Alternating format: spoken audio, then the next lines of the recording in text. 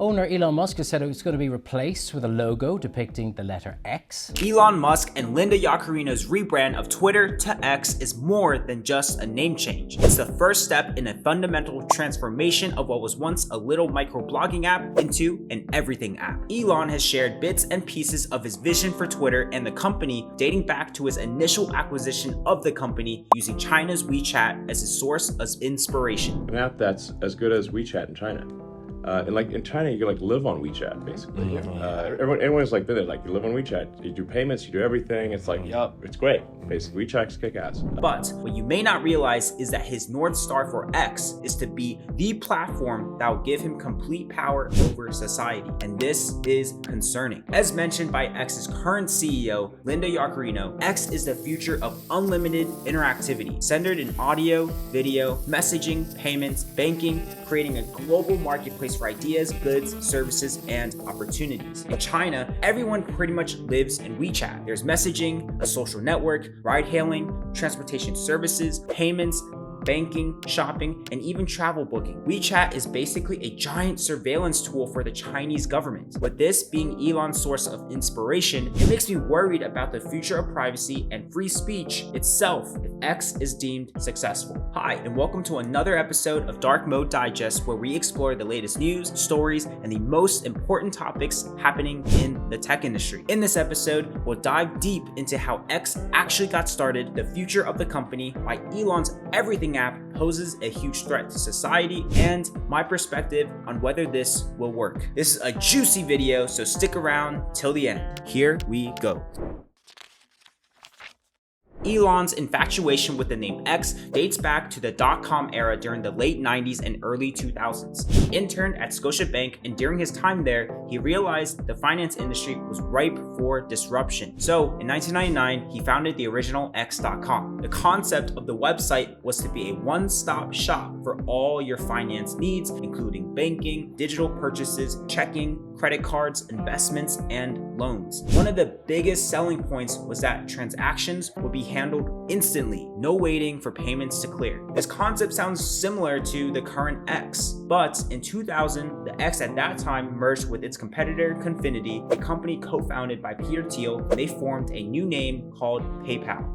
However, Elon insisted that the company's name should be X, with PayPal as merely one of its subsidiary brands. He had big plans to expand the company's focus beyond money transfer services and wanted the brand to reflect that accordingly. But of course, he faced lots of pushback and lost the battle. Elon Musk is dropping the famous blue bird logo for an X. Now, 23 years later, with his acquisition of Twitter, he's given himself a second chance to fulfill his original vision back in 1999 using the scale and user base of Twitter as an accelerant. He actually now has even bigger plans, expanding beyond just financial services to include social. Twitter does seem set on scrapping one of the most recognizable logos in the world.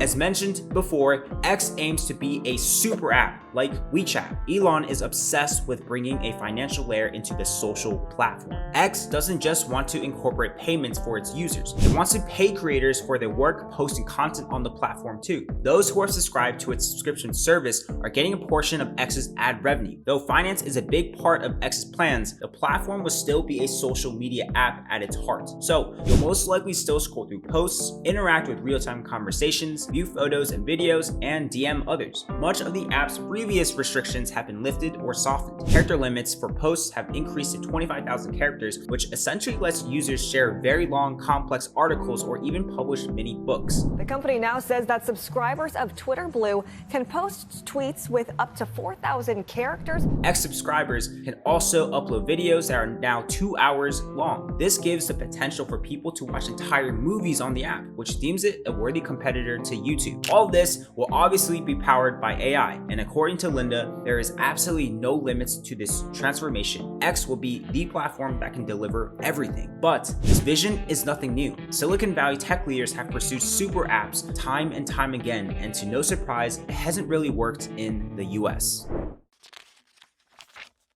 Years ago, as Facebook was growing exponentially in the early to mid 2010s, the app was becoming the sort of super app we know today. We had photos and videos from friends, you could message people, join groups, shop for products, buy and sell personal items, play games, and even send payments. With its acquisition of Instagram and WhatsApp, it was becoming clear that Facebook was the place to be for anything social. Regulators were taking notice. In 2014, the company made one of the most controversial decisions at the time. They forced users to download Messenger as a standalone app if users wished to message their friends on mobile. It's letting them see how much time their kid spends on Messenger and who they're interacting with. Controversial at first, but it was deemed a smart move later on as the company wanted to scale up its platforms. Evan Spiegel, who's the co-founder and CEO of Snap, has said he wanted to go for the super app as well, having drawn inspiration from Tencent's WeChat. Snapchat incorporates concert recommendations, events, AR, original content, and even payments into Snapchat. Uber is slowly on the verge of becoming an everything app as well, but for transportation. Its CEO, Dara Khosrowshahi, has mentioned his plans for Uber to be your go-to app for going anywhere and getting anything. However, in the US, people seem to be more accustomed to single service apps over multi-service ones. To some extent, US customers just don't like feeling beholden to a single company for their everyday needs. Now, tying this back to X, the idea of a super app makes a ton of sense in theory. It would be much easier to have one single app in the US to go to where you can read about what's going on in the world, catch up with friends, message people, book reservations with restaurants, send payments, and even request a ride to get back home. No doubt,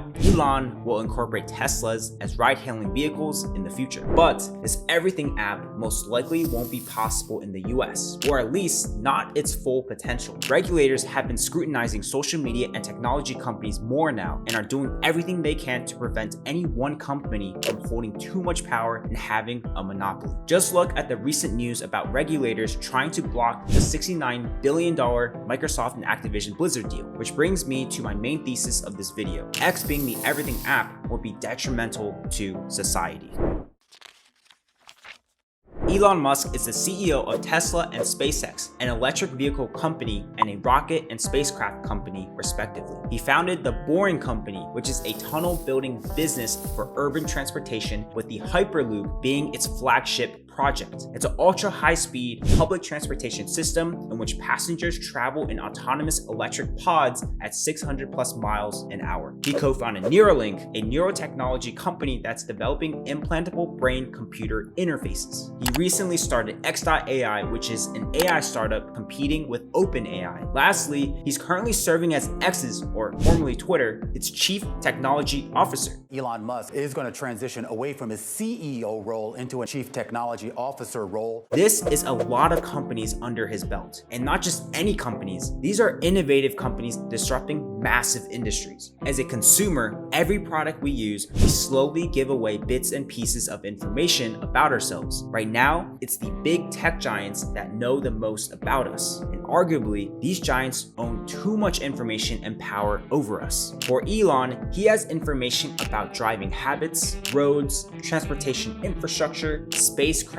technologies, telecommunications, rocket data, information about our brains and cognitive functions, urban landscape, transportation, and of course, real-time human conversations from Twitter. This is just a start for X. Can you imagine giving even more information about social and financial transactions, banking, and everything to do with money? This is a lot of data for one company to have, let alone one man. For me personally, I wouldn't feel comfortable sharing all this information to an everything app. Not many people will be. That's a lot of power for one company, for one man. This is the case with WeChat in China. This is what I meant when I said earlier that the app is a giant surveillance tool for the Chinese government. Chinese citizens are constantly being watched, monitored, and listened to. Content is controlled and censored to the benefit of the government. This could be the case if X successfully becomes the everything app it aims to be. As I said before, US regulators are aware of this. I bet they're preparing to fight back, but the hard truth is, can they really win? Can they prevent all this from happening? The Federal Trade Commission lost its bid to stop Microsoft from closing its $69 billion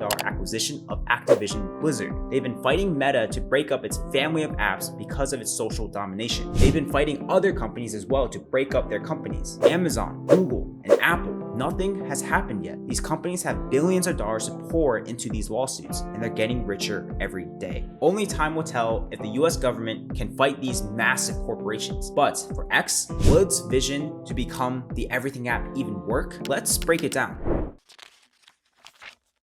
Venmo, Cash App, Zelle, Apple's finance products, Meta, TikTok, YouTube, Amazon, Nintendo, and Spotify. These are all just some companies X could soon be competing with. What we've seen over the years in the US is that changing consumer behavior is very tough. The consumer habit now is to use individual apps for certain things. Venmo for sending money to friends, TikTok for boredom and quick entertainment, and Amazon to purchase something. Changing this habit to push consumers to go to one app for it all will be a very tough uphill battle for X. They will not just be competing with one or two apps. They will be competing with, well, every app. Consumers are also smart. Data privacy has been a huge societal issue over the past decade. We'll be pretty hesitant to give one company all this data about us. That's just too much power to have over us. In addition, X could also face a number of legal battles. X is widely used and cited in trademarks from multiple companies. Meta and Microsoft, for example, already have intellectual property rights to the same letter. There's a high percentage chance it'll get sued over the name. This segment on CNN Newsroom is proudly brought to you today by the letter X, as in Xerox, Xbox, Xfinity, Xvideo. Elon also replaced the Twitter logo at their San Francisco headquarters with the new X logo. City officials have opened up investigations on whether they have the right permits to do so. This is already a lot to take in, but even if the app becomes more useful, many users have lost trust in the platform. The notable blue check verification is now bought, not earned, which has opened up opportunities for bad actors to create fake accounts, but verified and post fake news. Musk has also been seen as supporting often offensive conservative figures like DeSantis. This is what prompted the rise of alternatives like Threads, Blue Sky, and Mastodon. So yeah, I'm not sure if Elon's dream will even come to fruition.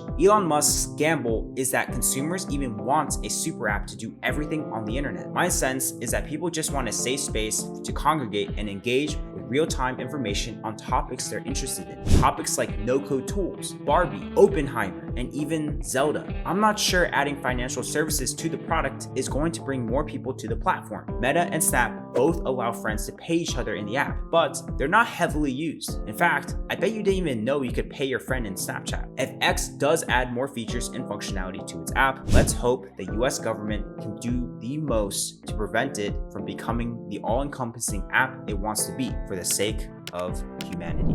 That's the end of the video. I'm Loryn from Darkman Digest, where I talk about the most exciting insights in the tech industry.